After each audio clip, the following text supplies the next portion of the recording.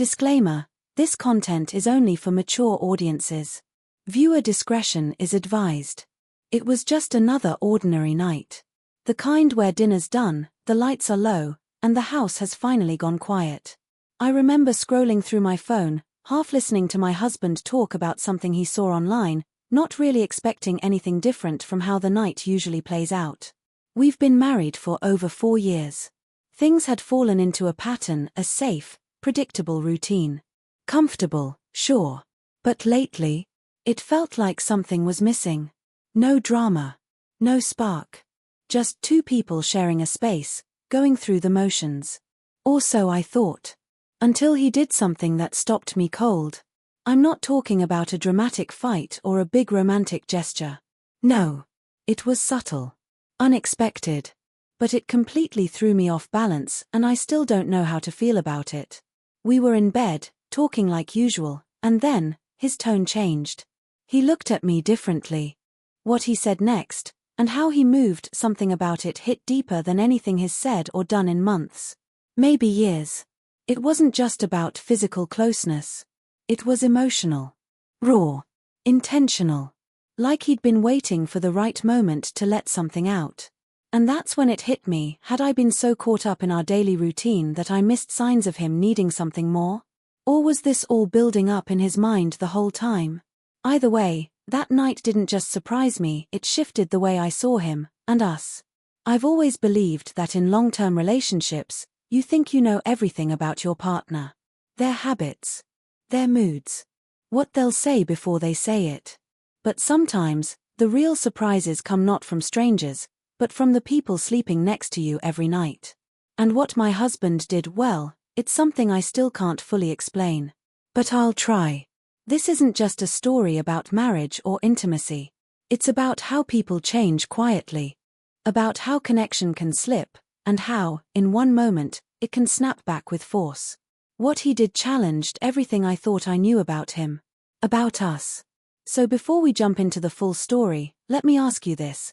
Have you ever felt like your partner was holding something back, even if everything seemed fine on the surface? Have you ever been completely thrown off by a single moment that changed how you see them? Drop your answers in the comments. I really want to know how many of you have felt something similar. And I've also added a quick poll. Can one unexpected moment really shift the entire dynamic of a relationship? Yes or no? Because in my case, it did. And what happened next? I promise you, it's not what you think. Stay with me. To understand why that moment hit so hard, you need to know a bit about how things had been between us. When we first got married, everything felt alive: late-night talks, spontaneous hugs, random laughs over silly things. But over time, like most couples, life just started piling up. Work stress, bills, family pressure, and somehow, without us even noticing, the closeness we once had started slipping into something more functional. We still cared. We still showed up. But it started feeling more like a partnership than a marriage. Friendly, but not deep. Warm, but not passionate. I didn't think too much of it. I assumed that's just how things go when you've been together for a while. You settle. The newness fades. You focus on the real life stuff. But now, looking back, maybe I missed something. Maybe I stopped asking the right questions. Or maybe, he stopped saying the things he needed to say. Either way, we were on autopilot. And in that silence, something must have been building in him. That night, after brushing our teeth and crawling into bed like we always do, I noticed he was quiet, but not the tired kind of quiet. It felt different. He kept looking at me like he wanted to say something but was holding back. And when he finally did speak, his voice was calm but serious. He asked me something that seemed small at first, just a question about whether I was truly happy. Not with life, but with us. The way he asked, it was like he already knew my answer. Or maybe he was hoping I'd say something different. I didn't know what to say. It caught me off guard. I fumbled a little, trying to give some vague answer like yeah, I think we're okay, but I could tell that didn't satisfy him. That's when he shifted closer, held my hand in this firm, intentional way, like he wasn't just trying to be close, but trying to say something without words. And then, he said something that honestly made my heart drop. Not because it was cruel, but because it was honest. More honest than we'd been in a long time. He said, "I miss feeling like you need me." Simple words. But it felt like someone pulled the rug out from under me. I didn't even realize that's how he felt. I thought I'd been showing up, doing everything right, keeping things steady. But maybe steady isn't the same as connected. Maybe we were surviving, not really living together. And maybe, just maybe, he was lonelier than I ever knew. What really gets me is how calm he was while saying all this. Like he'd practiced it 100 times in his head before finally letting it out. And then he did something in the way he touched my face, in the way he kissed my forehead, that made everything feel different. Like he was trying to reach the part of me he used to know. Or maybe the part he thought he'd lost. But I couldn't react. I froze. My heart was racing, my mind spinning. I wanted to respond, to fix it, to say the right thing, but nothing came out. I just lay there, feeling everything and nothing at the same time. And that's when it really hit me. Maybe this wasn't just one moment. Maybe this was a turning point. And I had no idea which way things would go next. Let me ask you, have you ever realized too late that someone close to you was drifting away silently? Comment below and let's talk. I didn't sleep that night. I kept replaying his words over and over in my head. "I miss feeling like you need me." It echoed in the dark, louder than it had sounded in the room. And the worst part, I didn't even know when that shift had happened. I thought I was doing everything right, being supportive, staying present, managing the house, remembering birthdays, doing the little things. But maybe I'd stopped being emotionally open. Maybe I'd become so used to standing on my own 2 feet that I forgot to lean on him sometimes. And now, he felt more like a roommate than a partner. The next morning, I tried to act normal. Made coffee. Talked about plans for the weekend. He played along too. But there was this weird energy between us, like we were both pretending the night before hadn't happened. And that felt worse than any fight. Because at least with a fight, things are out in the open. This was quieter. Slower. Like a slow leak in a tire you don't notice until you're stranded. What bothered me most wasn't just his honesty, it was how long he'd been carrying it. How many nights had he laid beside me, wondering if I even saw him anymore? Had he talked to someone else about it before coming to me? A friend? A sibling? Or worse, someone I didn't know about? I didn't want to go there, but the thought crept in. When people start feeling unseen, they start searching for attention somewhere else. It's not always physical, it could just be emotional. A text conversation that goes too deep.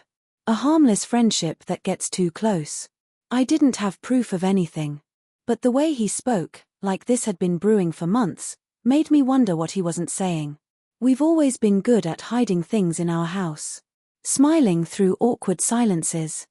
Laughing at jokes that aren't funny just to fill space. But now that I was really paying attention, I started seeing the cracks. Like how he stopped asking me to go on late-night drives, which we used to love. Or how he started sleeping with his back turned, not in anger but in quiet resignation. And when I looked in the mirror, I didn't even recognize the version of me he married. Not physically, but emotionally. I was always busy. Always fine. Always strong. But maybe that strength was part of the problem. I didn't know what the next step should be. Talk again. Wait for him to bring it up. Dig for more. Or let things play out and hope they settle on their own. But something told me if I stayed silent now, I'd regret it. The silence between us was no longer peaceful, it was loud. I want to hear your thoughts before a few days passed, and the tension didn't go away. If anything, it got heavier. We went about our usual routine, me working from home, him leaving early, coming back late, but underneath it all, something had shifted. It felt like both of us were walking around trying not to step on something fragile. And the worst part? Neither of us brought it up again. It just sat there, between us, waiting to be acknowledged. One night, I couldn't take it anymore. I watched him from across the living room. He was sitting on the couch, scrolling on his phone, pretending like nothing was wrong. But I knew him. His shoulders were tense, his jaw clenched just slightly. That wasn't relaxation. That was avoidance. And I was doing the same, hiding behind my laptop, replying to emails I didn't care about, avoiding eye contact. I finally asked, "Do you want to talk?" He looked up slowly.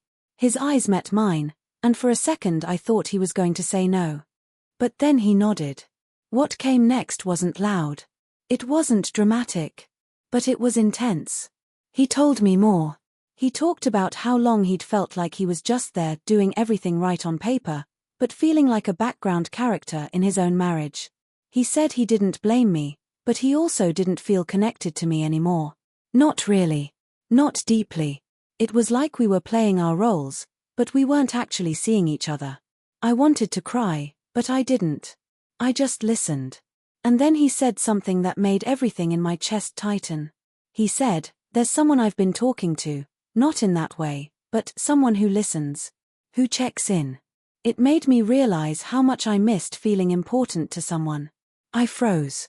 He said it wasn't emotional cheating. He said nothing physical happened. He even said he cut it off because it felt wrong. But still, that sentence alone hit like a punch. And suddenly, everything felt real in a way it hadn't before. This wasn't just about miscommunication. It was deeper. He had reached out somewhere else for something I didn't know he was missing. I didn't yell. I didn't even ask for details. I just sat there, numb. Because I knew this was the moment. The one that either breaks something completely or forces you to face things you've avoided for way too long. He looked at me, eyes searching for some kind of reaction, and I could tell he was scared. Not of me, but of what came next. And honestly, so was I. So I'll leave you with this. What would you do in this situation? Is one emotional slip enough to destroy trust? Or is it the wake-up call a relationship needs? Drop your thoughts in the comments, I'm reading all of them. I didn't say much that night after he admitted talking to someone else. I just told him I needed time to process, and I meant it. I didn't even know what I was feeling, hurt, confused, angry, maybe all of it at once. But underneath it, there was something else too. Guilt. Because a small part of me wondered, had I pushed him there without realizing it? Over the next few days, things got weird. He kept trying, he'd check in more, offer to help around the house, ask me if I wanted to talk. And I could see the effort. But it didn't feel real yet. Not when I was still stuck on what he'd said. That someone else had made him feel more seen than I had in months.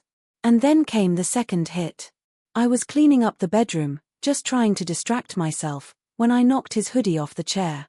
His phone fell out of the pocket. It lit up when it hit the floor. No password needed, I don't even know why I looked. I wasn't trying to snoop, I swear. But I did. And I wish I hadn't. There was a message from that person. Not flirtatious.